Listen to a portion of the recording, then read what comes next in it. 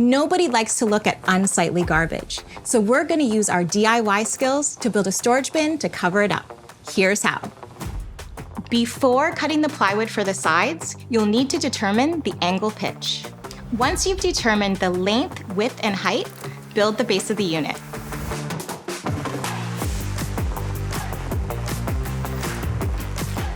Measure, mark, and attach a divider piece from the bottom and back. Cut a notch into the divider piece to allow for the front support piece to sit into it. Connect the two sides and the divider piece with a support piece. Stain, cut, and attach pieces to frame each side. Once the frame pieces are all installed, fill screw holes and lightly sand. Touch up any imperfections with stain. You should have a black framed box that looks like this. Measure and cut plywood for the door fronts and the lids. Determine the width of the V-groove within the frames of the three sides and attach with glue and nails. Apply the V-groove cut to the exact size of the three door fronts.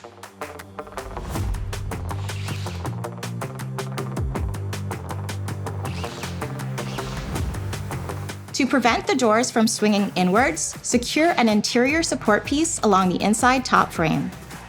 Use a shim to balance the doors to the unit and secure hinges into place.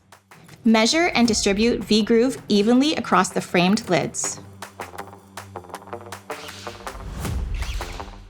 Attach hinges to the outside of the box and secure to the lids.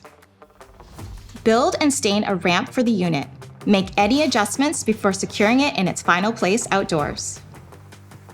Attach barrel bolts and door handles. For easy access to the bins, attach screw eyes and chain to the lid.